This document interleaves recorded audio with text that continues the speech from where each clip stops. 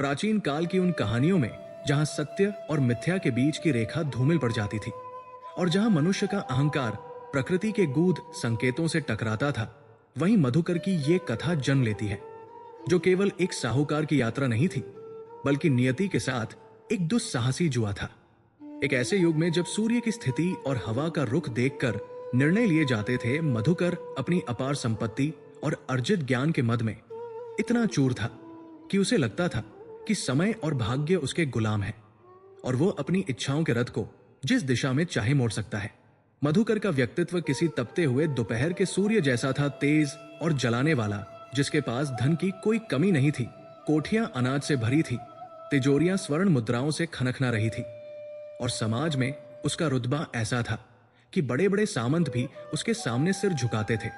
लेकिन इस वैभव ने उसके भीतर एक ऐसे नास्तिक अहंकार को जन्म दे दिया था जो उसे बार बार यह विश्वास दिलाता था कि दुनिया केवल तर्क और शक्ति से चलती है और शगुन केवल कमजोर मस्तिष्कों की उपज है। इसी विश्वास और दंभ को साथ लिए मधुकर ने अपनी पत्नी को विदा कराकर अपने घर लाने का निर्णय लिया। और यह निर्णय उसने किसी ज्योतिषी या पंचांग को देखकर नहीं, बल्कि अपनी सुविधानुसार लिया, क्योंकि उसके लिए उसकी इच्छा ही सर्वोपरि थी। उस दिन आकाश साफ था, लेकिन हवा में एक अजीब सी खामोशी थी जो किसी आने वाले तूफान का संकेत दे रही थी। जब मधुकर अपने सुसज्जित रथ पर सवार होकर ससुराल की ओर निकला, उसके रथ के घोड़े अरबी नस्ल के थे जो हवा से बातें करते थे और रथ की बनावट ऐसी थी कि देखने वाले की आंखें चौंधिया जाए। वो जब अपने ससुराल पहुंचा तो वहां उत्सव जैसा माहौल हो गया, क्योंकि दामाद का आगमन किसी देवता के आगमन से कम नहीं माना जाता था और ससुराल पक्ष ने उसके स्वागत में कोई कसर नहीं छोड़ी। पकवानों की सुगंध से घर महक रहा था और हर कोई मधुकर की सेवा में तत्पर था। लेकिन मधुकर के चेहरे पर एक अजीब सी जल्दबाजी थी, एक ऐसी अधीरता जो अक्सर विनाश को आमंत्रित करती है। भोजन और औपचारिकताओं के बाद जब मधुकर ने अपनी सास और ससुर के सामने यह प्रस्ताव रखा कि वो अपनी पत्नी को आज ही अभी इसी वक्त अपने साथ ले जाएगा, तो पूरे घर में सन्नाटा पसर गया। ससुर, जो एक अनुभवी और धर्मपरायण व्यक्ति थे, उनका चेहरा पीला पड़ गया और सास की आंखों में भय की परछाइयां तैरने लगी, क्योंकि वो दिन साधारण नहीं था। वो बुधवार था और पीढ़ियों से चली आ रही मान्यता थी कि बुधवार के दिन बेटियों को ससुराल से विदा नहीं किया जाता, क्योंकि बुध का प्रभाव यात्रा के लिए अनिष्टकारी माना जाता है।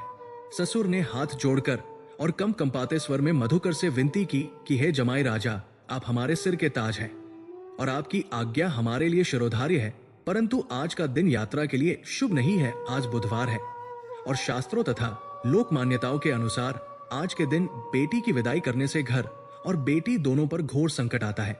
इसलिए आप आज की रात यही विश्राम करें और कल ब्रह्मा मुहूर्त में या किसी भी शुभ घड़ी में अपनी पत्नी को ले जाएं। हम खुशी खुशी विदा करेंगे। ये बात सुनते ही मधुकर के चेहरे पर एक व्यंग्यात्मक मुस्कान तैर गई और उसने अपनी मूछों पर ताव देते हुए कहा कि पिताजी, मैं एक व्यापारी हूं और मेरे लिए समय ही धन है। मैं इन पुरानी दकियानुसी बातों और थोथे अंधविश्वासों में नहीं फंसता कि कौन सा दिन शुभ है और कौन सा अशुभ। मेरे रथ के पहिए और मेरे घोड़ों की टापे ग्रहों की चाल से नहीं, बल्कि मेरे आदेश से चलती है। ससुर ने पुनः समझाने का प्रयास किया कि बेटा, कुछ नियम मनुष्य के बनाए नहीं होते, बल्कि वे प्रकृति के संतुलन के लिए होते हैं और जब हम हट करके उन नियमों को तोड़ते हैं तो परिणाम भयानक हो सकते हैं। सास ने भी आंसू बहाते हुए मधुकर के पैर पकड़ने का प्रयास किया कि मेरी बच्ची को आज मत ले जाओ, मुझे कुछ अनहोनी का आभास हो रहा है, मेरा दिल घबरा रहा है। लेकिन मधुकर का अहंकार उस हिमालय की तरह था जो आंसुओं की बाह से नहीं पिघलता। उसने झटके से अपना उत्तरीय संभाला और कठोर स्वर में कहा कि यदि आप लोग विदा नहीं करेंगे तो मैं इसे अपना अपमान समझूंगा और फिर कभी इस देहरी पर कदम नहीं रखूंगा। और याद रखिए, मैं अपनी पत्नी को ले जाने आया हूं, कोई भिक्षा मांगने नहीं आया जो आप लोग मुझे टाल रहे हैं। पत्नी, जिसका नाम सुलक्षणा था, वो अपने कक्ष में बैठी ये सब सुन रही थी और उसका हृदय किसी सूखे पत्ते की तरह कांप रहा था, क्योंकि वो अपने पति के क्रोध और समाज की मान्यताओं के बीच फंसी हुई थी। वो जानती थी कि उसके पति का हठ वज्र के समान है जिसे तोड़ा नहीं जा सकता, लेकिन उसके मन के किसी कोने में बचपन से सुनी हुई वे कहानियां गूंज रही थी जिनमें बुधवार की विदाई का परिणाम सदैव दुखद बताया गया था। अंततः वही हुआ जो एक अहंकारी व्यक्ति की जिद का परिणाम होता है। ससुराल वालों की तमाम मिन्नतों, आंसुओं और चेतावनियों को दरकिनार करते हुए मधुकर ने अपनी पत्नी का हाथ पकड़ा और उसे लगभग खींचते हुए रथ की ओर ले गया। गांव के बुजुर्ग भी द्वारे पर खड़े होकर सिर हिला रहे थे और दबी जुबान में कह रहे थे कि यह बहुत बुरा हो रहा है, यह साक्षात काल को निमंत्रण देने जैसा है। लेकिन मधुकर के कानों में तो केवल अपने ही निर्णयों की गूंज थी। जैसे ही सुलक्षणा रथ में बैठी, उसने पीछे मुड़कर अपने मायके को देखा। उसकी आंखों में एक मूक विदाई थी, जैसे उसे आभास हो गया हो कि शायद ये घर अब उसे दोबारा देखने को न मिले। रथ के पहिए घूमे, धूल का एक गुबार उठा और देखते ही देखते वो आलीशान रथ गांव की सीमाओं को पीछे छोड़ता हुआ उस रास्ते पर बढ़ चला जो जंगल और बीहड़ से होकर गुजरता था। शुरुआत में यात्रा सामान्य रही, जैसे तूफान से पहले की शांति होती है। सूरज अपनी रश्मियों को समेट रहा था और दोपहर का समय निकट आ रहा था। गांव पीछे छूट चुका था और अब दोनों तरफ घने वृक्षों की कतारें थी जो पहरेदारों की तरह खड़ी थी। मधुकर रथ हाँक रहा था और बीच बीच में अपनी विजय पर मुस्कुरा रहा था कि कैसे उसने उन पुराने विचारों वाले लोगों को अपनी बात मानने पर मजबूर कर दिया। वो सुलक्षणा से बात करने का प्रयास कर रहा था। देखो सुलक्षणा, हम कितनी दूर आ गए और कुछ नहीं हुआ। ये सब डर का व्यापार है जो लोग चलाते हैं। लेकिन सुलक्षणा मौन थी। उसका ध्यान बार बार रास्ते के किनारे दिख रहे अजीबोगरीब संकेतों पर जा रहा था। तभी अचानक वातावरण में बदलाव आना शुरू हुआ। हवा जो अब तक मंद मंद बह रही थी, उसने अपना रुख बदला और वो गर्म थपेड़ों में तब्दील हो गई। पेड़ों के पत्ते एक अजीब सी सरसराहट के साथ हिलने लगे, जैसे वे आपस में फुसफुसाकर किसी आने वाले खतरे की बात कर रहे हों। आकाश में जहां कुछ देर पहले तक नीला विस्तार था, वहां अब काले बादलों के छोटे छोटे टुकड़े जमा होने लगे। लेकिन वे बारिश के बादल नहीं लग रहे थे, बल्कि वे धुएं के गुबार जैसे प्रतीत हो रहे थे। उसी क्षण वातावरण और अधिक भयावह हो गया। जंगल के सन्नाटे को चीरते हुए सैकड़ों कौवों का एक झुंड आकाश में मंडराने लगा। उनकी कर्कश कावकाव से सुलक्षणा का दिल दहल गया। वे कौवे रथ के ठीक ऊपर चक्कर लगा रहे थे, जैसे किसी शव की प्रतीक्षा कर रहे हों।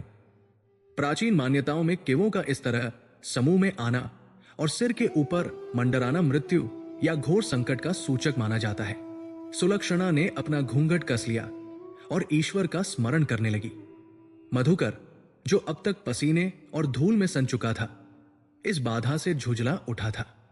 उसे समझ नहीं आ रहा था कि एक मामूली सा गड्ढा उसके रथ को कैसे रोक सकता है। उसने फिर से प्रयास किया। लकड़ी का एक मोटा डंडा फंसाकर उत्तोलक की तरह पहिए को उठाने की कोशिश की। जोर लगाओ, वो खुद से ही चिल्लाया। अंततः एक जोरदार झटके के साथ पहिया बाहर निकला, लेकिन इस प्रक्रिया में रथ का धुरा थोड़ा टेढ़ा हो गया था। मधुकर हांफने लगा। उसका गला सूख गया था। यह प्यास सामान्य प्यास नहीं थी। यह ऐसी प्यास थी जैसे किसी ने उसके गले में जलते हुए अंगारे डाल दिए हों। उसने पानी की छागल, चमड़े का थैला टाटोली, लेकिन दुर्भाग्य या नियति का खेल देखिए। छागल का मुंह शायद ठीक से बंद नहीं हुआ था या किसी नुकीली चीज से फट गया था। उसमें से पानी की एक एक बूंद रिसकर रथ के फर्श को भिगो चुकी थी। मधुकर ने खाली छागल को गुस्से में जमीन पर पटक दिया। पानी खत्म हो गया है, वो बुदबुदाया। सुलक्षणा ने अपनी छोटी सुराही देखी, वो भी खाली थी। दोपहर का सूर्य अब ठीक सिर के ऊपर था और जंगल की गर्मी भट्ठी की तरह तप रही थी। मधुकर की जिह्वा तालू से चिपकने लगी। उसकी आंखों के सामने अंधेरा छाने लगा। यह प्यास केवल शारीरिक आवश्यकता नहीं थी, यह उस श्राप का पहला चरण था जो उसने अपनी हठधर मिता से आमंत्रित किया था। उसने चारों ओर नजर दौड़ाई। दूर दूर तक सूखा जंगल, कटीली झाड़ियां और वीरान रास्ते के सिवा कुछ नहीं था। न कोई नदी, न कोई तालाब, न कोई कुआं। सन्नाटा इतना गहरा था कि अपनी ही सांसें भारी लग रही थी। मधुकर ने सुलक्षणा की ओर देखा। मुझे पानी चाहिए सुलक्षणा, मेरा गला चटक रहा है, मैं यहां एक पल भी नहीं रुक सकता।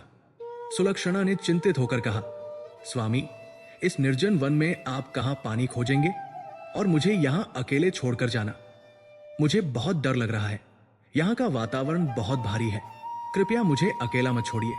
लेकिन मधुकर का विवेक उसकी प्यास के आगे घुटने टेक चुका था, और वैसे भी उसका अहंकार उसे ये मानने ही नहीं दे रहा था कि उसकी पत्नी को कोई खतरा हो सकता है। डरो मत, उसने अपनी सूखी आवाज में कहा। मैं अभी गया और अभी आया। मैंने कुछ दूर पीछे हरियाली देखी थी। अवश्य वहां कोई जलाशय होगा। तुम रथ के भीतर ही बैठी रहना, बाहर मत निकलना। ये मेरे ही राज्य की सीमा है। यहां मेरा ही भय चलता है, किसी और का नहीं। यह कहकर मधुकर ने अपना उत्तरीय कंधे पर डाला और हाथ में एक पात्र लेकर रथ से नीचे उतर गया। सुलक्षणा का मन अनिष्ट की आशंका से चीख रहा था। वो उसे रोकना चाहती थी, उसका पल्लू पकड़कर कहना चाहती थी कि प्यास सहन कर लीजिए, लेकिन वियोग सहन नहीं होगा। पर पति की आज्ञा और उसके क्रोध के भय ने उसे मौन रहने पर विवश कर दिया।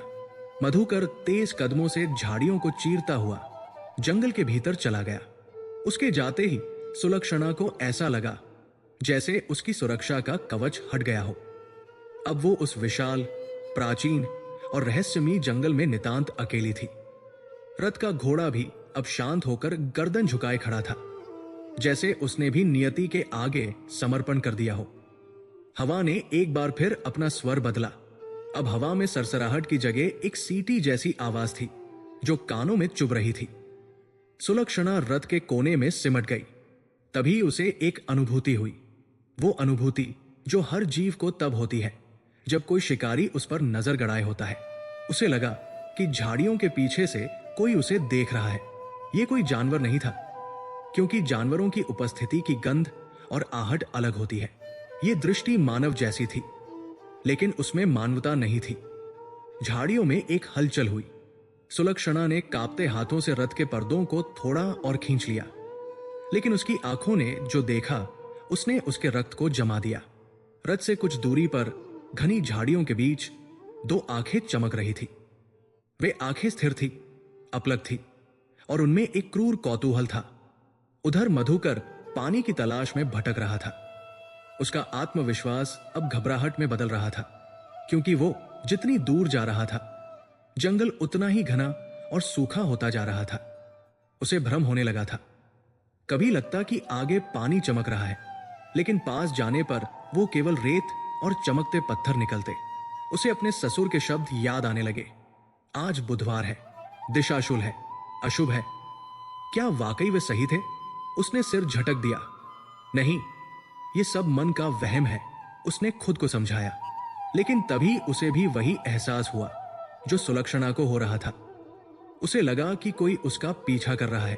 वो रुका और पीछे मुड़ा। सूखे पत्तों पर कदमों की आहट भी थम गई। कौन है? उसने ललकारा, लेकिन उत्तर में केवल जंगल की प्रतिध्वनि लौटी। उसकी प्यास अब असहनीय पीड़ा बन चुकी थी, लेकिन उससे भी बड़ी एक चिंता अब उसके मन में घर कर गई थी। उसने सुलक्षणा को अकेला छोड़ा था। क्या यह उसकी सबसे बड़ी भूल थी? वापस रथ के पास वो अदृश्य छाया अब झाड़ियों से बाहर आने का प्रयास कर रही थी। सुलक्षणा की सांसें अटक गई। उसने देखा कि एक आकृति धीरे धीरे स्पष्ट हो रही है। वो आकृति हूबहू मधुकर जैसी लग रही थी। वही कदकाठी, वही वस्त्र, वही पगड़ी। सुलक्षणा के मन में एक पल के लिए राहत की लहर दौड़ी कि उसके स्वामी वापस आ गए। स्वामी, उसने धीमी आवाज में पुकारा। लेकिन जैसे ही वो आकृति रथ के और करीब आई, सुलक्षणा का दिल बैठ गया।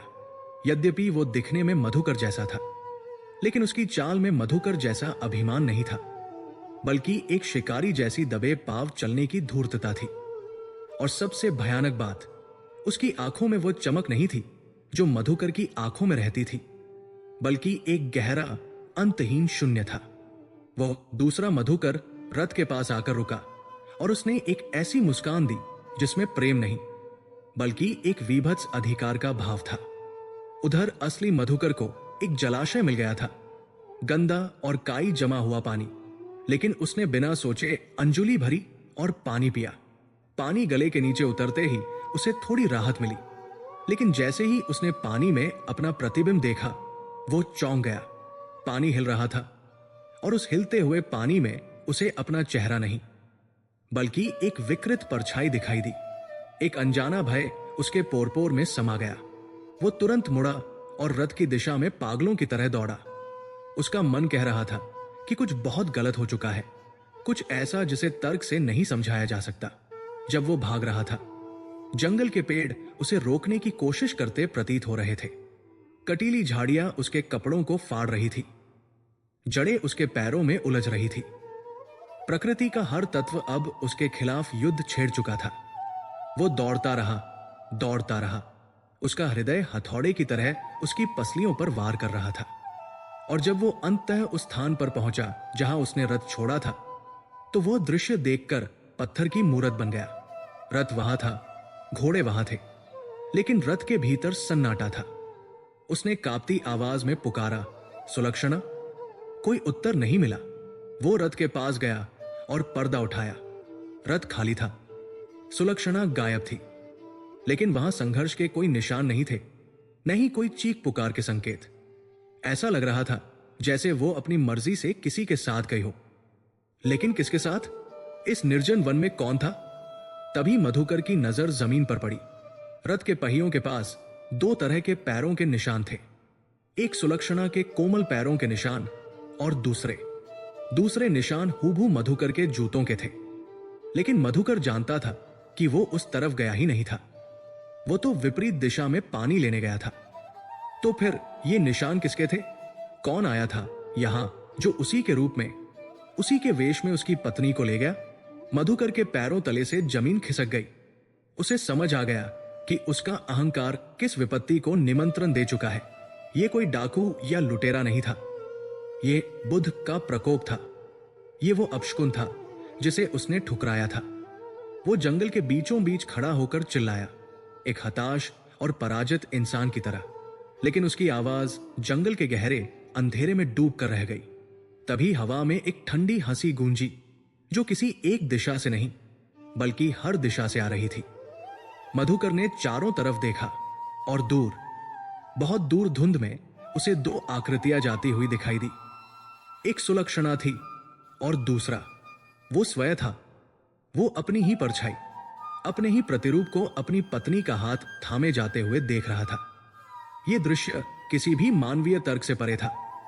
यह उसकी जिद का जीवंत दुस्वप्न था। अध्याय का अंत यहां एक ऐसे मोड़ पर होता है जहां वास्तविकता टूट चुकी है।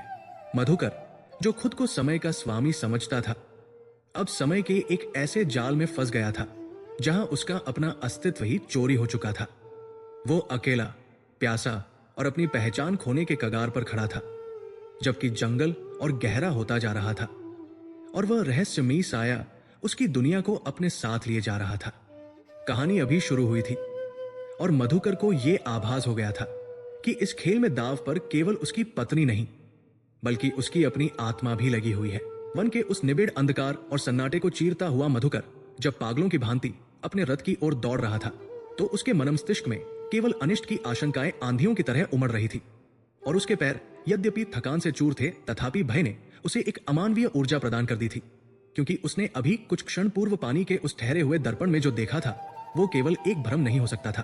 वो जानता था कि उसकी परछाई ने उससे विद्रोह कर दिया है, या फिर इस शापित वन की माया ने उसके अस्तित्व को चुनौती देने का कोई षड्यंत्र रचा है। उसके हाथ में जल से भरा पात्र था, जिसका पानी उसके दौड़ते समय छलक छलक कर उसकी कलाई और वस्त्रों को भिगो रहा था। लेकिन उसे इस बात की रत्ती भर भी चिंता नहीं थी, क्योंकि उसकी एकमात्र चिंता सुलक्षणा थी, जिसे वो अपनी हठधर्मिता और अहंकार के कारण इस निर्जन मृत्यु लोक में अकेला छोड़ आया था। हर कदम के साथ उसका पछतावा गहरा होता जा रहा था और उसे अपने ससुर के वे शब्द किसी दैवीय श्राप की तरह याद आ रहे थे कि आज का दिन यात्रा के लिए वर्जित है। वह दौड़ता रहा। झाड़ियों के कांटों ने उसके उत्तरीय को जगह जगह से फाड़ दिया था। उसके चेहरे पर खरोंचे आ गई थी और पसीने की धाराएं धूल के साथ मिलकर उसके कुलीन चेहरे को किसी विक्षिप्त भिखारी जैसा बना रही थी। लेकिन उसकी दृष्टि केवल उस दिशा में स्थिर थी जहां उसने अपना रथ छोड़ा था। अंततः वो उस स्थान के निकट पहुंचा जहां जंगल थोड़ा खुला था और जहां उसने अपना रथ खड़ा किया था। दूर से रथ का ऊपरी हिस्सा और ध्वज देखकर उसके प्राणों में कुछ संचार हुआ और उसे लगा कि शायद सब कुछ उसका वहम था। शायद सुलक्षणा अभी भी रथ के भीतर सुरक्षित बैठी उसकी प्रतीक्षा कर रही होगी। उसने अपनी गति धीमी की और एक लंबी सांस ली ताकि वो सामान्य दिख सके और सुलक्षणा को यह आभास न हो कि वो कितना डरा हुआ है। वो चेहरे पर एक झूठी मुस्कान लाने का प्रयास करते हुए और हाथ में जलपात्र को संभालते हुए झाड़ियों के झुरमुट से बाहर निकला। लेकिन जैसे ही उसकी दृष्टि रथ के मुख्य भाग पर पड़ी, उसके पैरों तले से न केवल जमीन खिसक गई, बल्कि ऐसा लगा जैसे आकाश उसके सिर पर टूट गिरा हो और समय की गति हमेशा के लिए थम गई हो। यह दृश्य इतना अकल्पनीय, इतना विचलित करने वाला और इतना असंभव था कि मधुकर की आंखों ने जो देखा उस पर उसके मस्तिष्क ने विश्वास करने से तत्काल इनकार कर दिया। रथ खाली नहीं था और न ही सुलक्षणा अकेली थी। सुलक्षणा रथ में बैठी थी, लेकिन वो भयभीत या रोती हुई नहीं थी, बल्कि वो शांत भाव से जल पी रही थी। और उसे जल पिलाने वाला व्यक्ति कोई और नहीं बल्कि स्वयं मधुकर था। हाँ, ये कोई दृष्टिभ्रम नहीं था। रथ में सुलक्षणा के ठीक बगल में उसी अधिकार और उसी सहजता के साथ एक पुरुष बैठा था जो हूबहू मधुकर जैसा दिखता था। वही कदकाठी, वही गेहुआ रंग, वही बड़ी बड़ी मूछें, वही राजसी पगड़ी और वही कीमती वस्त्र जो मधुकर ने आज सुबह धारण किए थे। यहां तक कि उस दूसरे मधुकर के माथे पर लगा चंदन का तिलक भी वैसा ही था जैसा असली मधुकर ने लगाया था। वो दूसरा व्यक्ति बड़े प्रेम और अपंत्व के साथ सुलक्षणा के होठों से जल का पात्र लगाए हुए था, और सुलक्षणा, जो संभवतः प्यास से व्याकुल थी, बिना किसी संदेह के उस जल को पी रही थी। असली मधुकर के हाथ से जल का पात्र छूटकर जमीन पर गिर पड़ा और पानी मिट्टी में मिल गया, ठीक वैसे ही जैसे इस दृश्य ने उसके अस्तित्व को मिट्टी में मिला दिया था। पात्र गिरने की आवाज सन्नाटे में गूंज उठी। सुलक्षणा और उस दूसरे व्यक्ति ने चौंक कर आवाज की दिशा में देखा। जैसे ही सुलक्षणा की नजर सामने खड़े असली मधुकर पर पड़ी, उसके हाथ से भी पात्र छूट गया और उसकी आंखों में जो भाव उभरे वे वर्णन से परे थे। वो विस्मय, आतंक और अविश्वास का ऐसा मिश्रण था जो किसी भी इंसान को पागल कर सकता था। वो एक झटके में पीछे हटी और रथ के कोने में दुबक गई। उसकी पुतलियां एक मधुकर से दूसरे मधुकर के बीच पेंडुलम की तरह डोलने लगी। असली मधुकर का रक्त खौल उठा। भय का स्थान अब एक प्रचंड क्रोध ने ले लिया था। वो क्रोध जो अपनी पहचान छिनते देख उत्पन्न होता है। उसका शरीर कांपने लगा और गले की नसें तंग गई। उसने अपनी पूरी शक्ति बटोरकर शेर की तरह दहाड़ते हुए कहा, तू कौन है और मेरी पत्नी के पास बैठने का साहस कैसे किया तूने? उतर नीचे मेरे रथ से। अभी इसी क्षण उसकी आवाज में स्वामी होने का दंभ और एक आहत पति का दर्द दोनों था। लेकिन जो प्रतिक्रिया उसे मिली उसने उसे और भी हतप्रभ कर दिया। वो दूसरा व्यक्ति जो रथ में बैठा था तनिक भी विचलित नहीं हुआ। न तो उसके चेहरे पर कोई डर आया, न ही कोई अपराध बोध। उसने बड़ी ही शांति और ठहराव के साथ ठीक वैसी ही गंभीर आवाज में, जो मधुकर की अपनी आवाज थी, उत्तर दिया, अरे भाई, तुम कौन हो और एक पराय स्त्री और पुरुष पर इस तरह वन में चिल्लाने का क्या प्रयोजन है? क्या तुम्हें लज्जा नहीं आती एक संभ्रांत व्यक्ति के सामने ऐसी अभद्रता करते हुए? उस दूसरे व्यक्ति का आत्मविश्वास इतना प्रबल था कि एक पल के लिए असली मधुकर को स्वयं पर संदेह होने लगा कि क्या वो स्वप्न देख रहा है। उस बहरूपिये की आंखों में एक ऐसी ठंडी चमक थी जो ये कह रही थी कि वो कोई साधारण नट या बाजीगर नहीं है, बल्कि वह इस स्थिति का स्वामी बन चुका है। असली मधुकर ने अपना आपा खो दिया। वो दौड़कर रथ के पास पहुंचा और उसने रथ के पहिए पर पैर रखकर ऊपर चढ़ने की कोशिश की, चिल्लाते हुए, ढोंगी, मायावी, तू मेरा रूप धरकर मेरी पत्नी को चल रहा है? मैं तेरा मस्तक अभी धड़ से अलग कर दूंगा। उसने अपनी कमर से तलवार खींचने के लिए हाथ बढ़ाया, लेकिन तभी उसे याद आया कि पानी की तलाश में जाते समय उसने अपनी तलवार रथ में ही छोड़ दी थी ताकि चलने में असुविधा न हो। और विडंबना देखिए, वो तलवार अब उस दूसरे मधुकर की कमर से लटक रही थी। उस दूसरे मधुकर ने बड़ी ही फुर्ती और ग्रेस के साथ असली मधुकर को धक्का दिया। वो धक्का इतना सधा हुआ था कि असली मधुकर, जो पहले से ही थका हुआ था, लड़खड़ाकर नीचे धूल में गिर पड़ा।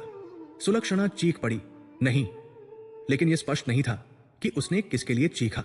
रथ में बैठे मधुकर ने सुलक्षणा के कंधे पर हाथ रखा, उसे सांत्वना देते हुए कहा, डरो मत प्रिय, यह कोई पागल प्रतीत होता है।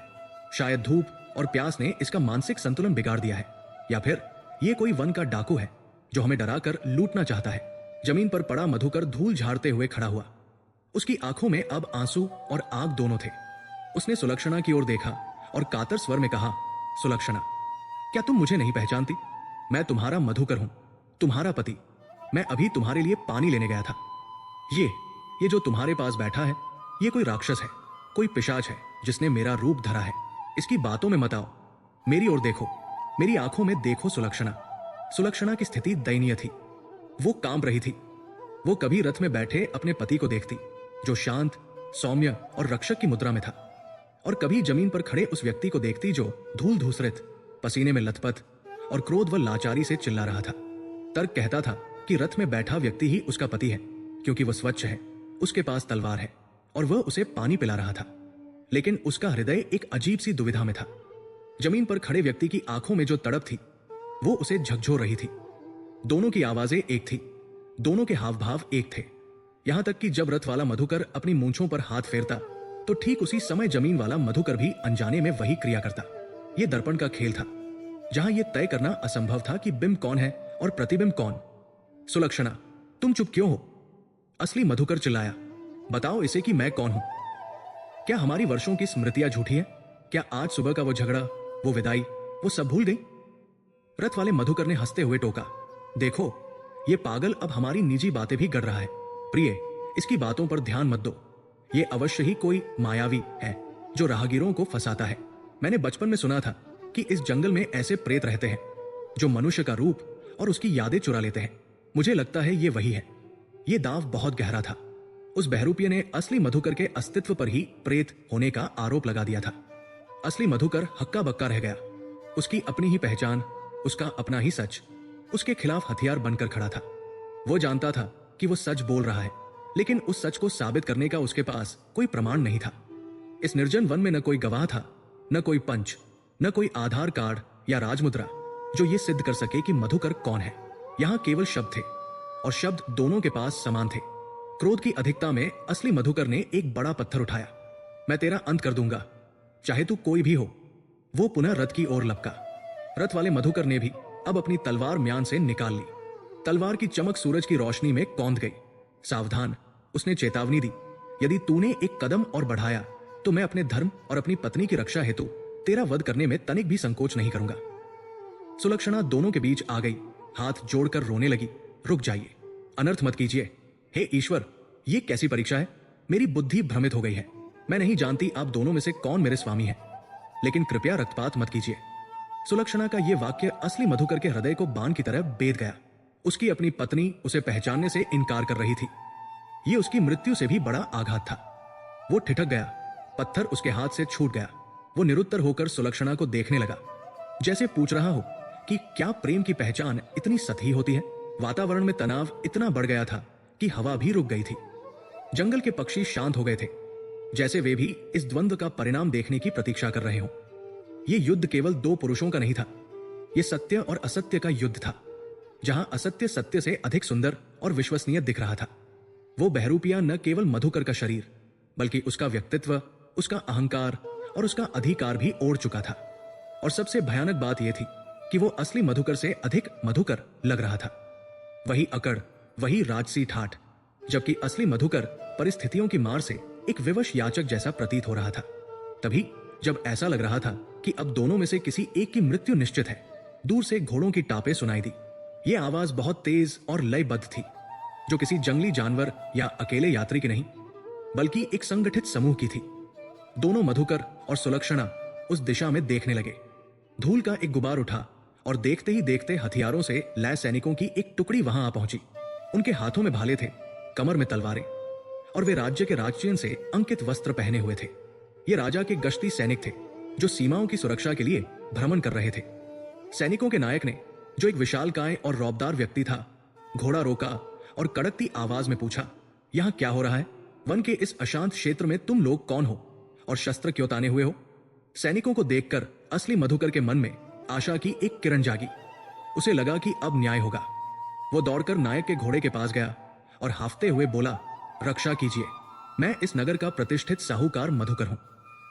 मैं अपनी पत्नी के साथ ससुराल से लौट रहा था। मैं पानी लेने गया और जब लौटा तो देखा कि ये पाखंडी, ये मायावी मेरा रूप धरकर मेरी पत्नी और मेरे रथ पर कब्जा करके बैठा है। ये मेरी पत्नी का अपहरण करना चाहता है। इसे बंदी बना लीजिए। नायक ने उसकी बात सुनी, फिर उसने रथ की ओर देखा। वहां दूसरा मधुकर बड़ी ही शालीनता से खड़ा था। उसने अपनी तलवार म्यान में रखी, हाथ जोड़े और विनम्रता से कहा, सैनिक श्रेष्ठ, यह व्यक्ति झूठ बोल रहा है। मैं साहूकार मधुकर हूं। यह मेरी पत्नी सुलक्षणा है। हम यात्रा कर रहे थे कि अचानक जंगल से यह पागल व्यक्ति आ गया और मुझ पर आक्रमण कर दिया। यह स्वयं को मधुकर बता रहा है। देखिए इसकी वेशभूषा, देखिए इसका हाल। क्या यह कहीं से भी एक श्रेष्ठ साहूकार प्रतीत होता है? यह अवश्य ही कोई वन पिशाच है जो मेरा रूप चुराने का प्रयास कर रहा है। नायक और उसके सैनिकों ने बारी बारी से दोनों को देखा। दोनों के चेहरे एक जैसे थे, दोनों की आवाज एक जैसी थी। दोनों का दावा एक जैसा था। एक धूल में सना था, दूसरा रथ पर सवार था, लेकिन चेहरे की समानता इतनी सटीक थी कि सैनिक भी चकरा गए। नायक ने अपनी पगड़ी संभाली और भ्रमित होकर अपने साथी से कहा, यह तो अद्भुत है। मैंने अपने जीवन में जुड़वा देखे हैं, लेकिन ऐसा सादृश्य कभी नहीं देखा। ये तो जैसे एक ही व्यक्ति के दो प्रतिबिंब हैं। उसने सुलक्षणा की ओर देखा। देवी, आप तो इनकी पत्नी हैं, आप ही बताइए, इनमें से आपका वास्तविक पति कौन है? आपके एक शब्द से हम अपराधी को दंड देंगे। सुलक्षणा पर अब सबकी निगाहें टिक गई। ये वो क्षण था जब एक स्त्री को अपने सतीत्व और प्रेम की परीक्षा देनी थी। वो कांपते हुए आगे बढ़ी। उसने जमीन पर खड़े मधुकर को देखा, जिसकी आंखों में याचना थी। फिर उसने रथ पर खड़े मधुकर को देखा, जिसकी आंखों में विश्वास और अधिकार था। वो एक कदम आगे बढ़ी, फिर ठिठक गई। उसका मन कह रहा था कि जमीन वाला व्यक्ति सच्चा है, क्योंकि उसका दुख वास्तविक लग रहा था। लेकिन उसका तर्क कह रहा था कि रथ वाला व्यक्ति सच्चा है, क्योंकि वो वही सब कर रहा था जो मधुकर करता। उसकी आंखों से आंसुओं की धार बह निकली। उसने अपने दोनों हाथ सिर पर रख लिए और हताशा में चीख पड़ी, मैं नहीं जानती। मैं सच कहती हूं, मैं नहीं पहचान पा रही। दोनों ही मेरे स्वामी प्रतीत होते हैं। ये कैसा छल है? ये कैसी माया है? हे धरती मां, तुम फट क्यों नहीं जाती? सुलक्षणा का ये उत्तर सुनकर नायक गंभीर हो गया। स्थिति स्पष्ट होने के बजाय और उलझ गई थी। यदि पत्नी पति को नहीं पहचान पा रही तो सैनिक कैसे निर्णय ले? नायक ने कठोरता से निर्णय सुनाया। चूंकि यहां सत्य और असत्य का निर्णय करना असंभव है और मामला एक प्रतिष्ठित साहूकार और उसकी पत्नी की सुरक्षा का है, इसलिए मैं तुम तीनों को बंदी बनाता हूं। तुम सबको हमारे साथ राजा के दरबार में चलना होगा। वहीं महाराज और उनके विद्वान मंत्री इस रहस्य को सुलझाएंगे कि असली कौन है और नकली कौन। तब तक कोई भी एक दूसरे पर आक्रमण नहीं करेगा। सैनिकों ने तुरंत घेरा बना लिया। असली मधुकर चिल्लाया, मैं निर्दोष हूं, मुझे अपने ही रथ में बंदी बनाकर ले जाओगे? लेकिन सैनिकों ने उसकी एक न सुनी। दूसरी ओर बहरूपिया मधुकर ने बड़ी ही धूर्तता से मुस्कुराते हुए कहा, मैं राजा के न्याय पर विश्वास करता हूं, मुझे दरबार चलने में कोई आपत्ति नहीं। उसकी यह निर्भीकता असली मधुकर के दिल में और भी गहरा डर पैदा कर रही थी। इस प्रकार जंगल के उस मनहूस रास्ते से एक अजीबोगरीब जुलूस निकला। आगे सैनिक, बीच में रथ जिसमें सुलक्षणा और वो बहरूपिया बैठा था, क्योंकि सैनिकों ने उसे रथ से उतारना उचित नहीं समझा जब तक अपराध सिद्ध न हो। और पीछे पीछे रस्सियों से बंधा हुआ, धूल फांकता, अपमान का घूंट पीता हुआ असली मधुकर, जो अपने ही रथ के पीछे कैदी की तरह चल रहा था। सूरज ढल रहा था और जंगल की परछाइयां लंबी हो रही थी, ठीक वैसे ही जैसे मधुकर के जीवन पर ग्रहण की छाया लंबी होती जा रही थी। वो बार बार उस बहरूपिये को देखता जो अब रथ में आराम से बैठा था, और सोचता कि ये कौन है? क्या ये उसका अहंकार है जिसने शरीर धारण कर लिया है, या ये बुधवार का वो श्राप है जिसने उसे चेतावनी दी थी? वो समझ चुका था कि ये लड़ाई अब बाहुबल से नहीं जीती जा सकती थी। राजा के दरबार में क्या होगा, ये सोचकर उसकी रूह कांप रही थी, क्योंकि वो जानता था कि झूठ जब सच का लिबास पहन लेता है तो उसे नंगा करना दुनिया का सबसे कठिन कार्य होता है।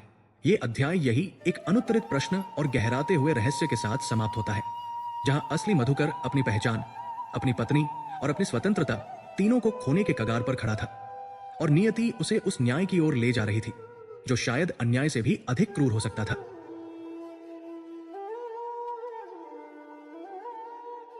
नगर के विशाल लोहद्वार जब चर्मराहट के साथ खुले तो संध्या का धूमिल प्रकाश धीरे धीरे रात्रि के गहरे अंधकार में विलीन हो रहा था, और मशालों की टिमटिमाती रोशनी में वो अजीबोगरीब जुलूस नगर कोतवाल के न्याय भवन की ओर बढ़ रहा था।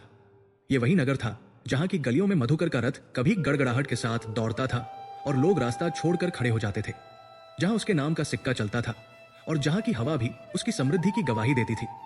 लेकिन आज नियति का क्रूर परिहास देखिए कि वही मधुकर रस्सियों में जकड़ा हुआ, धूल और पसीने से लथपथ, एक अपराधी की भांति पैदल घिसटता हुआ लाया जा रहा था, जबकि उसका प्रतिरूप, वह मायावी बहरूपिया, उसके रथ पर राजसी ठाठ से बैठा था। नगरवासी जो अपनी अपनी दुकानों और घरों से बाहर झांक रहे थे, इस दृश्य को देखकर स्तब्ध थे।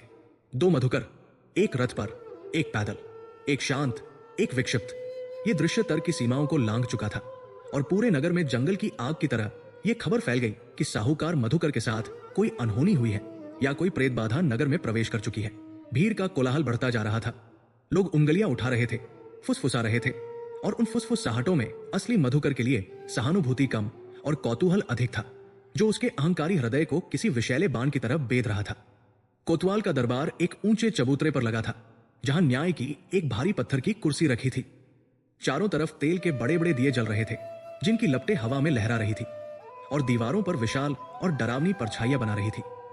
वातावरण में एक भारीपन था, जैसा किसी तूफान से पहले होता है। कोतवाल, जो एक अनुभवी और कठोर प्रशासक था, अपनी गद्दी पर बैठा और उसने अपनी तीखी नजरों से उन दोनों को देखा। सैनिकों ने सुलक्षणा को एक तरफ खड़ा किया और दोनों मधुकर को बीच में लाकर खड़ा कर दिया।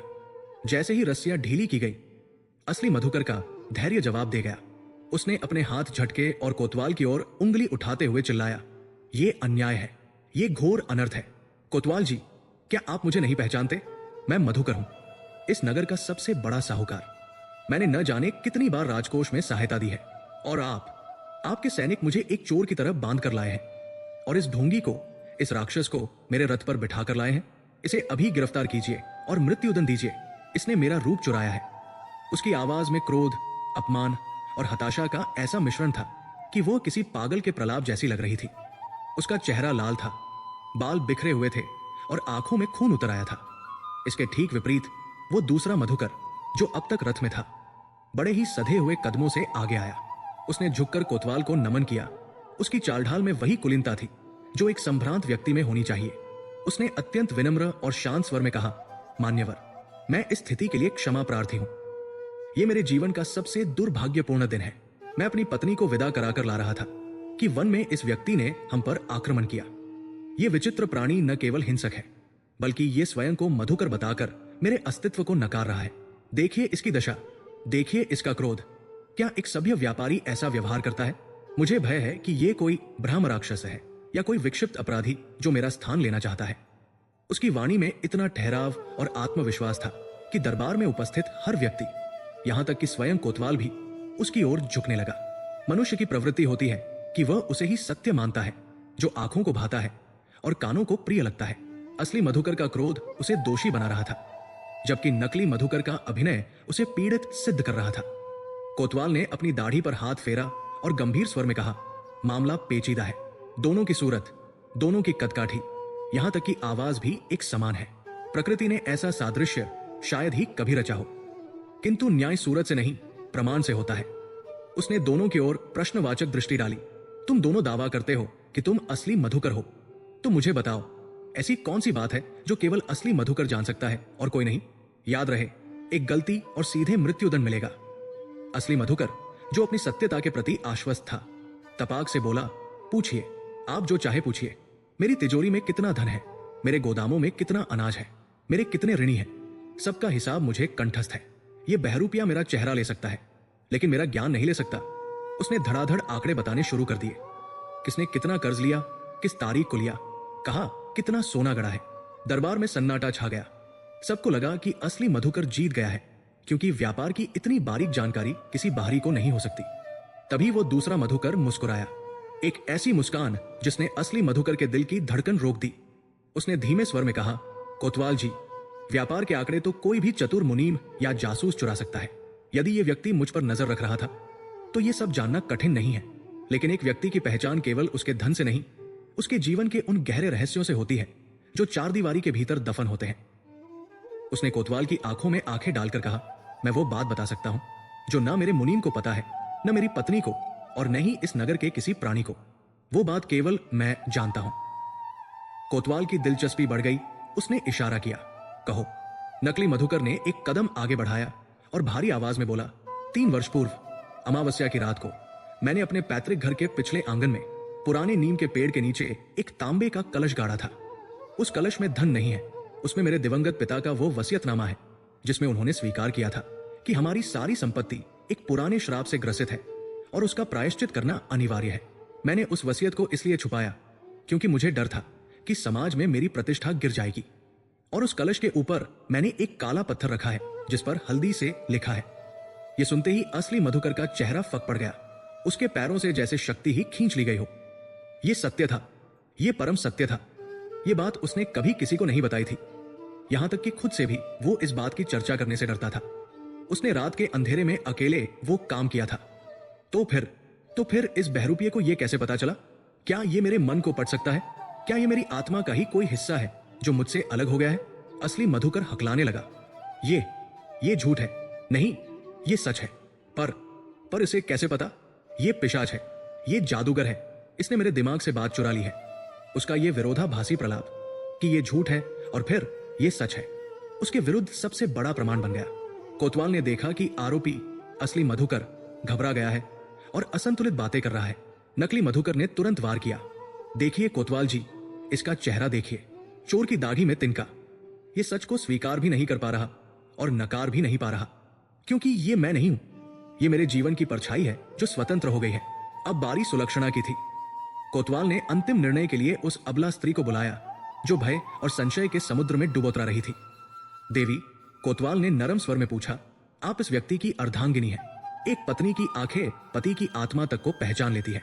इन दोनों को देखिए, भली भांति देखिए और हमें बताइए कि आपका हृदय किस ओर गवाही देता है। कौन है आपका स्वामी? सुलक्षणा आगे बढ़ी। उसकी आंखें आंसुओं से धुंधली थी। उसने पहले असली मधुकर को देखा। वो व्यक्ति कांप रहा था, पसीने से तरबतर था। उसकी आंखों में एक पागलपन था, एक जंगलीपन था। वो बार बार चीख रहा था, सुलक्षणा, कह दो कि मैं तुम्हारा मधुकर हूं। क्या तुम्हें याद नहीं हमने साथ में क्या कस्में खाई थी? उसका ये उग्र रूप उसे डरा रहा था। उसे वो मधुकर याद आ रहा था जिसने जंगल में उसे अकेला छोड़ दिया था, जो जिद्दी था, जो क्रोधी था। फिर उसने दूसरे मधुकर को देखा। वो शांत खड़ा था। उसकी आंखों में एक गहरा आश्वासन था, एक सुरक्षा का भाव था। उसने सुलक्षणा को देखकर वैसे ही सिर हिलाया जैसे वो अक्सर किया करता था जब वो परेशान होती थी। उसने कोई दबाव नहीं डाला, बस इतना कहा, प्रिय, अपने मन की सुनो। सत्य को किसी प्रमाण की आवश्यकता नहीं होती। मैं प्रतीक्षा करूंगा। ये वाक्य, ये लहजा, ये धैर्य। सुलक्षणा को लगा कि यही वो पति है जिसकी उसने हमेशा कामना की थी, जो केवल धन का स्वामी नहीं बल्कि अपनी इंद्रियों का भी स्वामी हो। उसका तर्क हार गया और उसका भ्रम जीत गया। उसे लगा कि जो व्यक्ति चीख रहा है, जो हिंसक हो रहा है, वही वो बुधवार का अपशकुन है जिसने उन पर हमला किया। उसने कांपते हाथ से शांत खड़े नकली मधुकर की ओर इशारा किया और सिसकते हुए बोली, यही मेरे स्वामी प्रतीत होते हैं। वो दूसरा व्यक्ति, वो बहुत डरावना है। उसकी आंखों में वो बात नहीं है जो मेरे पति की आंखों में होती है। मेरे पति मुझे कभी ऐसे डराते नहीं जैसे वो डरा रहा है। सुलक्षणा का यह कथन अंतिम कील साबित हुआ। असली मधुकर के मुंह से एक चीख निकली जो मनुष्य की कम और किसी घायल पशु की अधिक थी। सुलक्षणा, तुमने भी मुझे त्याग दिया। मैं तुम्हारा मधुकर हूं। मैंने तुम्हें उस जंगल में पानी के लिए छोड़ा था। मेरी यही गलती थी। पर क्या उसकी सजा यह है कि तुम मुझे पहचानोगी भी नहीं? लेकिन उसकी चीख अब किसी के कानों तक नहीं पहुंच रही थी, क्योंकि निर्णय हो चुका था। समाज, कानून और परिवार तीनों ने उसे नकार दिया था। कोतवाल खड़ा हो गया। उसने अपना राजदंड उठाया और कठोर स्वर में फैसला सुनाया, यह सिद्ध हो चुका है कि रथ पर आया व्यक्ति ही असली साहूकार मधुकर है, और यह दूसरा व्यक्ति जो रूप बदलने में माहिर है और जिसके पास तंत्र मंत्र की विद्या प्रतीत होती है, ये एक बेहद खतरनाक अपराधी है। इसने न केवल एक प्रतिष्ठित व्यक्ति का रूप धरा, बल्कि उनकी धर्म पत्नी को भी भ्रमित करने का प्रयास किया। यह कृत्य अक्षम्य है। यह समाज के लिए खतरा है।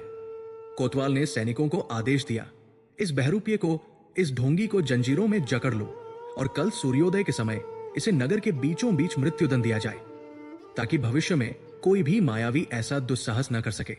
और साहूकार मधुकर जी, उसने नकली की ओर मुड़कर सम्मान से कहा, हम आपकी असुविधा के लिए खेद प्रकट करते हैं। आप अपनी पत्नी के साथ सम्मान पूर्वक अपने भवन जा सकते हैं। सैनिक असली मधुकर पर टूट पड़े, उसे घसीटते हुए ले जाने लगे। वो चिल्ला रहा था, गिड़गिड़ा रहा था, मैं मधुकर हूं, मैं मधुकर हूं। ये सब झूठ है। आईने में देखो, वो परछाई है, मैं सच हूं। लेकिन उसकी आवाज नक्कार खाने में तूती की आवाज बनकर रह गई। नकली मधुकर ने अपनी पत्नी का हाथ थाम लिया और उसे रथ की ओर ले गया। जाते जाते उसने एक बार पीछे मुड़कर देखा, उस मधुकर की ओर जो अब धूल में घिसट रहा था। उस पल उन दोनों की निगाहें मिली। नकली मधुकर की आंखों में अब कोई सौम्यता नहीं थी। वहां एक क्रूर, ठंडा और पैशाचिक संतोष था। उसकी आंखों ने मौन भाषा में असली मधुकर से कहा, तुमने समय का अपमान किया था, तुमने संकेतों को ठुकराया था।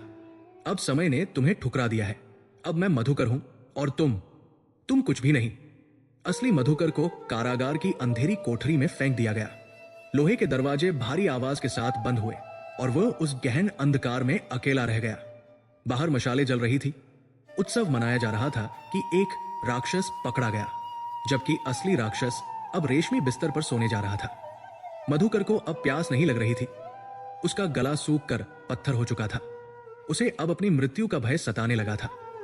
वो मृत्यु जो एक नामहीन, पहचानहीन प्राणी की तरह आएगी। उसने दीवारों पर सिर पटकना शुरू कर दिया, लेकिन पत्थर नहीं पिघले। उसे समझ आ गया था कि यह केवल एक छलावा नहीं था, यह उसका प्रारब्ध था जो उसे जंगल से यहां तक खींच लाया था। उसने अपनी पहचान खो दी थी, अपना नाम खो दिया था, अपना प्रेम खो दिया था। वो अब केवल एक मांस का लोथड़ा था जिसे कल सुबह मिटा दिया जाना था।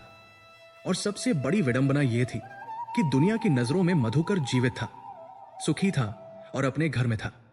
पहचान का यह संकट मृत्यु से भी बदतर था, क्योंकि मृत्यु तो एक बार आती है, लेकिन अपनी ही आंखों के सामने अपना अस्तित्व चोरी होते देखना हर पल मरने के समान था। कारागार की वो काल कोठरी किसी कब्र से कम नहीं थी, जहां अंधेरा इतना सघन था कि वह केवल आंखों को ही नहीं बल्कि आत्मा को भी निगलने को आतुर था। बाहर की दुनिया में क्या हो रहा था इसका कोई भान उस कोठरी के भीतर नहीं हो सकता था, क्योंकि वहां न सूर्य की किरणें पहुंचती थी और न ही चंद्रमा की शीतलता। वहां तो बस सीलन भरी दीवारों से रिश्ता हुआ पानी और लोहे की जंजीरों की खनखनाहट ही एकमात्र सत्य शेष रह गया था। मधुकर, जो कल तक रेशमी गद्दों पर सोया करता था और जिसकी एक आवाज पर दास दासिया दौड़े चले आते थे, आज वही मधुकर ठंडे उबड़ खाबड़ पत्थर के फर्श पर पड़ा अपनी ही नियति के आंसुओं में डूब रहा था। उसके हाथों और पैरों में जो बेड़ियां पड़ी थी, उनका वजन उसके शरीर से अधिक उसकी आत्मा पर भारी पड़ रहा था। भूख और प्यास तो अब पीछे छूट चुकी थी। अब तो केवल एक ही प्रश्न उसके मस्तिष्क में हथौड़े की तरह चोट कर रहा था कि आखिर ये सब क्यों हुआ? कैसे उसका सुव्यवस्थित, तर्कों पर आधारित और धन से सुरक्षित जीवन ताश के पत्तों के महल की तरह बिखर गया? वो बार बार अपनी स्मृतियों को खंगाल रहा था कि उसने कहां चूक की, किस पल उसने वो गलती की जिसका दंड इतना भयानक है कि उसे अपनी पहचान, अपना नाम और अपना अस्तित्व तक खोना पड़ा। जैसे जैसे रात गहराती गई, सन्नाटा और भी जानलेवा होता गया। उस सन्नाटे में मधुकर का अहंकार, जो अब तक किसी अभेद्य किले की तरह खड़ा था, ईंट दर ईंट ढहने लगा। जब मनुष्य के पास शक्ति होती है तो उसे लगता है कि वो संसार का रचयिता है, लेकिन जब वो शक्ति छिन जाती है तब उसे आभास होता है कि वह मात्र एक कठपुतली है जिसकी डोर किसी अदृश्य शक्ति के हाथों में है। मधुकर की आंखों के सामने सुबह का वह दृश्य घूमने लगा। ससुराल का वो आंगन, पकवानों की महक और ससुर के जुड़े हुए हाथ। उसे याद आया कि कैसे उसने उन वृद्ध हाथों को झटक दिया था। उसे याद आया सास का वह रोता हुआ चेहरा और वो चेतावनी जो उसने हवा में उड़ा दी थी, बेटा आज बुधवार है, आज दिशाशुल है, आज के दिन बेटियां विदा नहीं होती। उस समय ये शब्द उसे निरर्थक, अंधविश्वास और पिछड़ेपन की निशानी लगे थे। उसने तर्क दिया था कि दिन और ग्रह मनुष्य का कुछ नहीं बिगाड़ सकते, लेकिन अब इस ठंडी काल कोठरी में जब मृत्यु उसके सिर पर मंडरा रही थी, उन शब्दों का अर्थ किसी वज्रपात की तरह उसकी समझ में आ रहा था। बुधवार, बुद्धि का दिन, वाणी का दिन और राजकुमार ग्रह बुध का दिन। शास्त्रों में कहा गया है कि जब बुध कुपित होता है तो वो सबसे पहले मनुष्य की बुद्धि का हरण करता है, उसे भ्रमित करता है और उसकी वाणी को ही उसका शत्रु बना देता है। क्या यही नहीं हुआ था उसके साथ? उसकी बुद्धि भ्रमित हो गई कि उसने अपनी पत्नी को जंगल में अकेला छोड़ दिया। उसकी वाणी ने ही उसे दरबार में झूठा साबित कर दिया। और अब वो दूसरा मधुकर, क्या वो वाकई कोई बहरूपिया है या वो बुध का ही कोई साकार रूप है जो उसे ये बताने आया है कि तुम समय से बड़े नहीं हो? मधुकर का शरीर सिहर उठा। उसे समझ आने लगा कि जिसे वो मायावी या जादूगर कह रहा था, वो कोई साधारण मनुष्य नहीं हो सकता। इतनी समानता, इतना सटीक ज्ञान और जंगल के उस सुनसान हिस्से में अचानक प्रकट होना, ये मानवीय क्षमताओं से परे था। ये कोई दैवीय माया थी, कोई ऐसा खेल था जिसके नियम मधुकर की समझ से बाहर थे। वो जोर जोर से रोना चाहता था, दीवारों से सिर पटक कर क्षमा मांगना चाहता था, लेकिन उसका शरीर अब उसका साथ नहीं दे रहा था।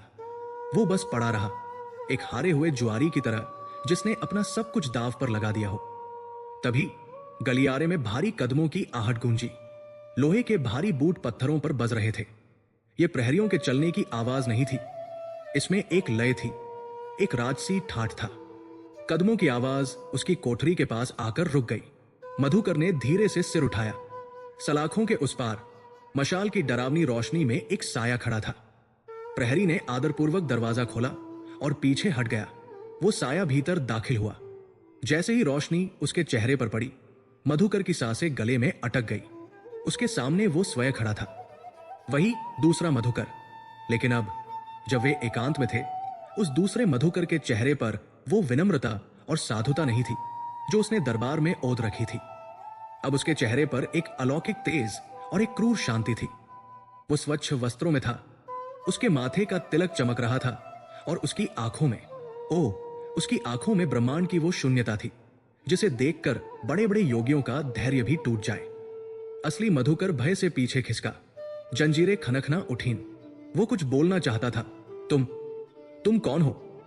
लेकिन उसके गले से केवल एक घुरघुराहट निकली।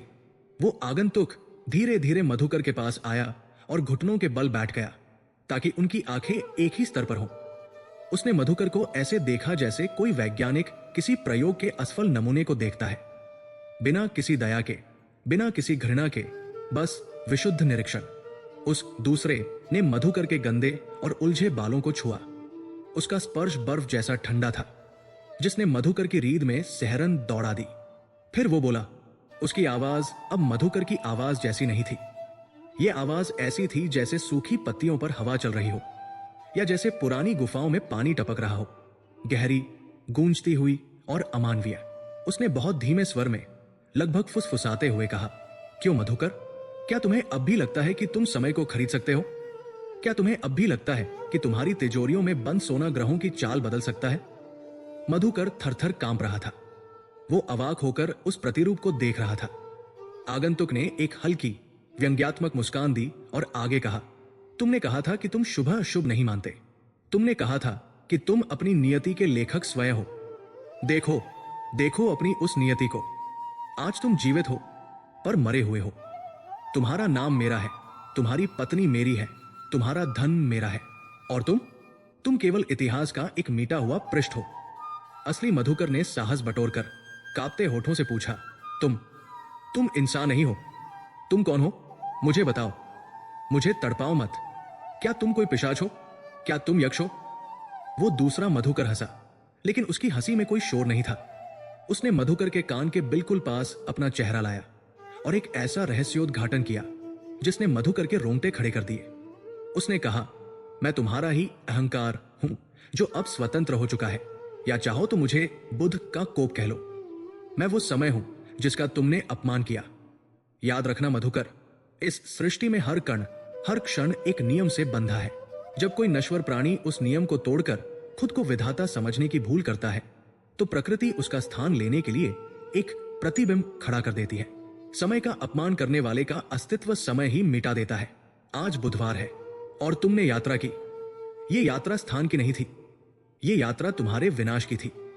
ये सुनकर मधुकर की रहीसी हिम्मत भी जवाब दे गई। ये कोई साधारण शत्रु नहीं था जिससे लड़कर या धन देकर पीछा छुड़ाया जा सके। ये तो साक्षात कर्मफल था जो शरीर धारण करके आया था।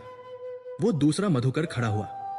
उसने अपनी पगड़ी ठीक की और बड़े इत्मीनान से कहा, कल सुबह जब जल्लाद की तलवार तुम्हारी गर्दन पर गिरेगी, तब तुम्हें मुक्ति मिलेगी। तब तक इस अंधेरे का आनंद लो, यही अब तुम्हारा सत्य है। ये कहकर वो मुड़ा और कोठरी से बाहर निकल गया। लोहे का दरवाजा फिर से भारी आवाज के साथ बंद हुआ और ताला लगा दिया गया। गलियारे में कदमों की आवाज धीरे धीरे दूर होती गई और अंततः सन्नाटा फिर से छा गया। लेकिन अब यह सन्नाटा पहले से भी अधिक भयानक था, क्योंकि अब मधुकर जानता था कि उसकी लड़ाई किसी इंसान से नहीं, बल्कि समय और ईश्वर के विधान से है। अकेलेपन के उस चरम बिंदु पर मधुकर का हृदय पूरी तरह टूट गया। उसका अहंकार, उसका दंभ, उसकी नास्तिकता, सब कुछ उस काल कोठरी के अंधेरे में विलीन हो गया। वो फूट फूट कर रोने लगा। ये रोना उस व्यापारी का नहीं था जिसे घाटा हुआ हो। ये उस जीवात्मा का रुदन था जो अपने मूल से भटक गई थी।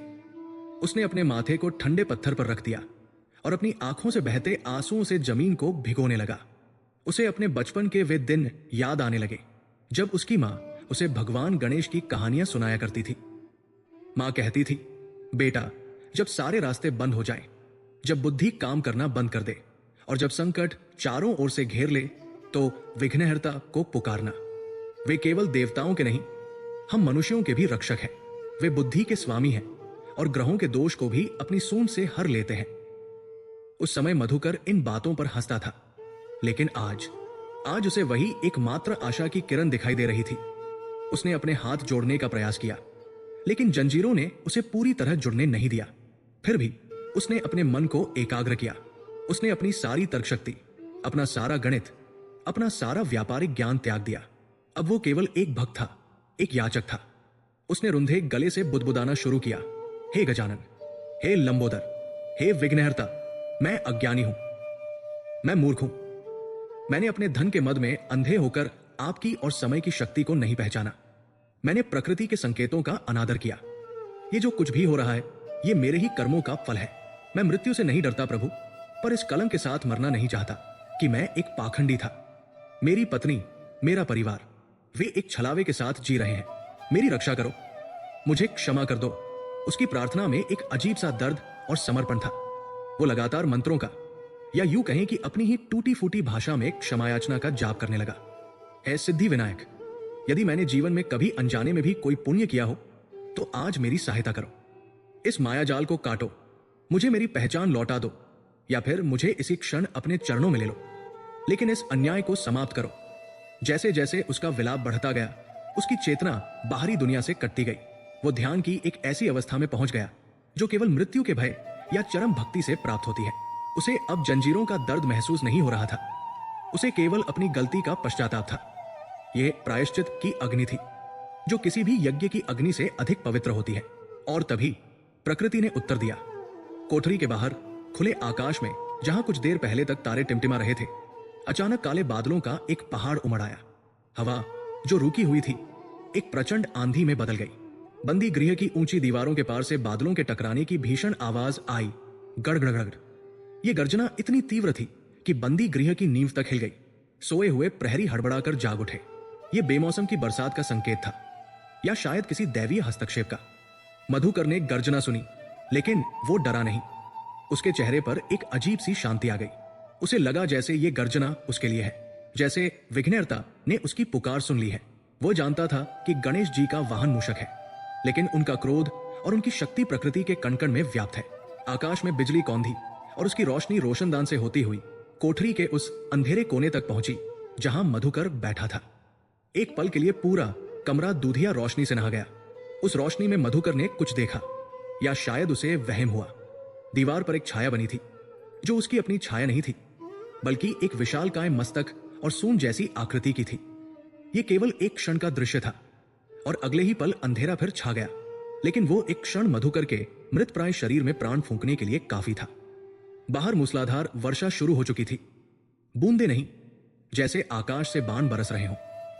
हवा के थपेड़े बंदी गृह के दरवाजों को खड़खड़ा रहे थे। यह तूफान सामान्य नहीं था। यह उस मायाजाल को तोड़ने के लिए आया था जो उस दूसरे मधुकर ने बुना था। अध्याय का अंत इसी वातावरण में होता है, जहां एक ओर मधुकर मृत्युदंड की प्रतीक्षा में है, वहीं दूसरी ओर प्रकृति ने अपना रौद्र रूप धारण कर लिया है। अदृश्य शक्ति का खेल अब अपने चरम पर था। जो शक्ति अब तक मधुकर के विरुद्ध थी, उसके अहंकार के टूटने और पूर्ण समर्पण के बाद, क्या अब वो उसके पक्ष में खड़ी होगी, या ये तूफान उसके अंतिम विनाश का संगीत है? उत्तर बादलों की गर्जना में कहीं छिपा था, और आने वाली सुबह एक ऐसा सच लेकर आने वाली थी जिसकी कल्पना न तो असली मधुकर ने की थी और न ही उस नकली प्रतिरूप ने।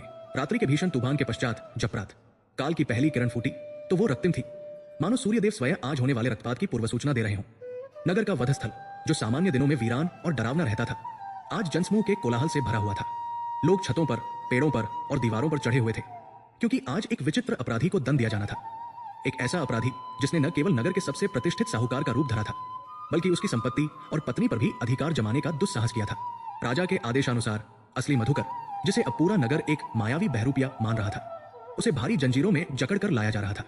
उसके शरीर पर अनगिनत घाव थे, वस्त्र तार-तार हो चुके थे और नंगे पैरों से रिसता हुआ रक्त धूल में मिल रहा था। लेकिन उसकी आंखों में अब वो पागलपन या क्रोध नहीं था जो कल दरबार में दिखाई दे रहा था। उसकी आंखों में अब एक गहरा, प्रशांत महासागर जैसा ठहराव था। रात भर की प्रार्थना और पश्चाताप ने उसके भीतर के कोलाहल को शांत कर दिया था। उसने अपनी नियति को विघ्नहर्ता के चरणों में सौंप दिया था। वो चल रहा था, लेकिन उसे ऐसा प्रतीत हो रहा था जैसे वो नहीं, बल्कि उसका प्रारब्ध उसे खींच रहा है। उसके पीछे पीछे वो दूसरा मधुकर अपने रथ पर सवार होकर आ रहा था। उसके चेहरे पर विजय की एक मंद मुस्कान थी और वो हाथ हिलाकर जनता का अभिवादन स्वीकार कर रहा था। सुलक्षणा भी एक पालकी में बैठकर वहां लाई गई थी। उसका चेहरा आंसुओं से भीगा था और वो अब भी भ्रम की स्थिति में थी। ये नहीं जानती थी कि आज वो विधवा होगी या एक अपराधी के भय से मुक्त होगी। वधस्थल के मध्य में एक ऊंचा चबूतरा था जहां जल्लाद अपनी विशाल चमकती हुई तलवार लेकर खड़ा था। तलवार की धार सूर्य की रोशनी में कौंध रही थी, जैसे प्यासी हो। राजा अपने मंत्रियों और सेनापति के साथ एक विशेष मचान पर विराजमान थे। कोतवाल ने आगे बढ़कर जनता को संबोधित किया और मधुकर के अपराधों की सूची पढ़नी शुरू की। हर आरोप के साथ भीड़ से मृत्युदंड का शोर उठता था। असली मधुकर को घसीटकर चबूतरे पर चढ़ाया गया और उसे घुटनों के बल बैठने को मजबूर किया गया। उसका सिर काट के उस ढांचे पर रखा गया जहां कुछ ही क्षणों में तलवार गिरने वाली थी। ठंडी लकड़ी का स्पर्श माथे पर होते ही मधुकर के शरीर में एक सिहरन दौड़ी, लेकिन उसने आंखें बंद कर ली और मन ही मन बुदबुदाया, हे गजानन, यदि ये मेरे पापों का प्रायश्चित है तो मैं इसे स्वीकार करता हूं, लेकिन सत्य को कलंकित मत होने देना। मेरी आत्मा को शांति देना प्रभु। उधर वो नकली मधुकर राजा के मचान के पास खड़ा ये दृश्य देख रहा था। जैसे ही जल्लाद ने अपनी तलवार हवा में उठाई और अपनी मांसपेशियों को कसना शुरू किया, वातावरण में एक आकस्मिक और भयावह परिवर्तन हुआ। अभी तक आसमान साफ था, लेकिन पलक झपकते ही बिना किसी चेतावनी के दिग्दिगंत में अंधकार छा गया। यह बादलों का आना नहीं था, बल्कि ऐसा लगा जैसे किसी ने सूर्य को काले कपड़े से ढक दिया हो। हवा जो थम गई थी एकाएक प्रलयंकारी वेग से बहने लगी। वधस्थल पर लगे शामियाने उखड़कर हवा में पतंगों की तरह उड़ने लगे। धूल का ऐसा गुबार उठा कि दिन में ही रात हो गई। सैनिकों के हाथों से भाले छूटकर गिरने लगे और घोड़े भयभीत होकर रस्सियां तोड़ने का प्रयास करने लगे। यह प्रकृति का सामान्य प्रकोप नहीं था, यह ब्रह्मांडीय व्यवस्था का हस्तक्षेप था। जल्लाद जो तलवार चलाने में सिद्धहस्त था, उसका हाथ हवा में ही जम गया। एक अदृश्य शक्ति ने उसकी कलाई को जकड़ लिया था। वो पसीना पसीना हो गया और भय से कांपने लगा, क्योंकि उसकी तलवार जिसे वो थामे हुए था अचानक इतनी भारी हो गई कि उसे उठाना असंभव हो गया।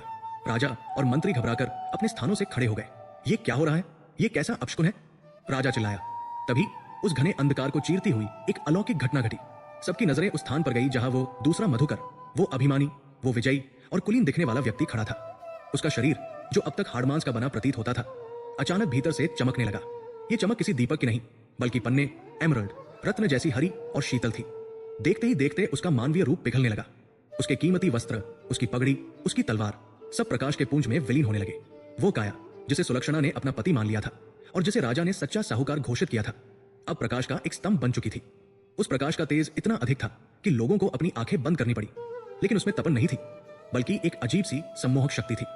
तभी उस प्रकाश पुंज के भीतर से और आकाश के हर कण से एक गंभीर गूंजती हुई आवाज आई, एक आकाशवाणी जिसने बादलों की गर्जना को भी मौन कर दिया। ये आवाज किसी मनुष्य की नहीं थी, इसमें वेदों का सार था, समय की गंभीरता थी और ग्रहों का अनुशासन था। ठहरो, आवाज गूंजी, न्याय करने से पूर्व सत्य को जान लेना आवश्यक है।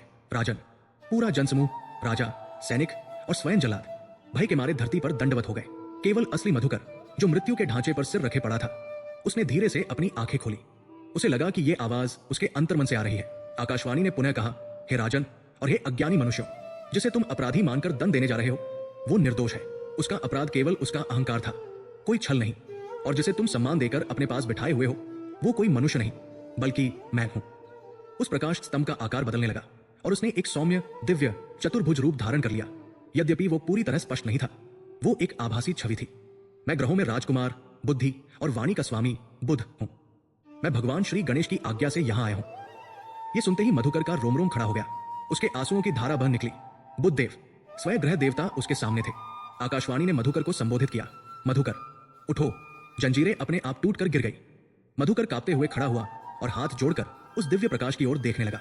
आवाज ने आगे कहा, तुमने अपनी धन संपदा और तुच्छ ज्ञान के मद में अंधे होकर प्रकृति के नियमों को चुनौती दी थी। तुमने कहा था कि तुम शुभ शुभ नहीं मानते। तुमने बुधवार के दिन, जो मेरा दिन है, यात्रा करके दिशाशूल का अपमान किया। यह केवल एक दिन की बात नहीं थी मधुकर, यह तुम्हारे उस दृष्टिकोण की बात थी जो मानता है कि मनुष्य समय से बड़ा है। तुम भूल गए थे कि धन तिजोरी में रखा जा सकता है, लेकिन समय और प्रारब्ध को तिजोरी में नहीं रखा जा सकता। तुम्हारी बुद्धि बुध को हरने के लिए और तुम्हें यह अनुभव कराने के लिए कि जब पहचान खोती है तो कैसा लगता है, मुझे तुम्हारा ही प्रतिरूप धारण करना पड़ा। तुम्हारा वह दूसरा रूप तुम्हारा अहंकार था, जिसे मैंने आज पूरी दुनिया के सामने नग्न कर दिया। मधुकर घुटनों के बल गिर पड़ा और सिसकते हुए बोला, क्षमा प्रभु, क्षमा, मैं महामूर्ख हूं। मैंने अपने बड़ों का, अपनी पत्नी की भावनाओं का और आपके संकेतों का अपमान किया। मुझे मृत्युदंड दे दीजिए, पर मुझे अपने चरणों से दूर मत कीजिए। बुद्धदेव की वाणी थोड़ी नरम हुई। तुम्हारी प्रार्थना मेरे आराध्य विघ्नहर्ता गणेश तक पहुंच चुकी है। कारागार के उस अंधकार में जब तुमने अपने मैं को त्याग दिया और पूर्ण समर्पण किया, उसी क्षण तुम्हारा दंड समाप्त हो गया था। ये अंतिम परीक्षा केवल संसार को सत्य दिखाने के लिए थी। याद रखो, बुद्धि, इंटेलिजेंस का उपयोग अहंकार के लिए नहीं, बल्कि धर्म और समय के सम्मान के लिए होना चाहिए। जब बुद्धि कुतर्क करने लगती है तो विनाश का द्वार खुल जाता है। सुलक्षणा, जो ये सब देख और सुन रही थी, दौड़कर आई और मधुकर के चरणों में गिर पड़ी। मुझे क्षमा करे स्वामी, मैं भ्रमित हो गई थी। मैं उस मायावी रूप को पहचान नहीं पाई। मधुकर ने उसे उठाया और कहा, नहीं सुलक्षणा, इसमें तुम्हारा कोई दोष नहीं। जब मेरी बुद्धि भ्रष्ट हो गई थी तो तुम तो केवल एक साधारण स्त्री हो। ये सब मेरे ही कर्मों का खेल था। राजा, जो अब तक थरथर कांप रहा था, आगे बढ़ा और नतमस्तक होकर बोला, हे देव, अनजाने में मुझसे घोर पाप होने वाला था। मैंने एक निर्दोष को मृत्युदंड सुना दिया। मुझे दंड दे प्रभु। आकाशवाणी ने उत्तर दिया, राजन, न्याय में चूक मनुष्य से होती है, इसीलिए उसे विवेक का साथ कभी नहीं छोड़ना चाहिए। भविष्य में केवल आंखों देखे पर नहीं, बल्कि आत्मा की आवाज पर भी विश्वास करना। आज के बाद इस नगर में बुधवार के दिन यात्रा निषेध के नियम को अंधविश्वास नहीं, बल्कि समय के सम्मान के रूप में देखा जाए। फिर वो प्रकाश पुंज धीरे धीरे सिमटने लगा। जाते जाते अंतिम चेतावनी गूंजी, मधुकर, तुम्हें जीवन दान दिया जा रहा है, लेकिन एक शर्त पर। यह जीवन अब तुम्हारा नहीं, बल्कि समय की अमानत है। आज के बाद तुम कभी भी प्रकृति के संकेतों की अवहेलना नहीं करोगे। मधुकर ने उस दिन नगर के बीचों बीच खड़े होकर उसी वधस्थल से, जहां उसकी मृत्यु लिखी थी, एक नई घोषणा की। उसने अपनी आधी संपत्ति दीन दुखियों में बांटने का वचन दिया और संकल्प लिया कि वो अब केवल धन नहीं कमाएगा, बल्कि पुण्य कमाएगा।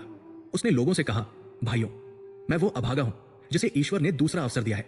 मेरी भूल से सीखो। हम कितने भी बड़े क्यों न हो जाए, इस ब्रह्मांड की शक्तियों के सामने हम धूल के कण मात्र हैं। जिद्द विनाश का कारण है और विनय जीवन का आधार। उस दिन के बाद से मधुकर का जीवन पूरी तरह बदल गया। वो साहूकार अब भी था, लेकिन अब उसकी बोली में विनम्रता थी।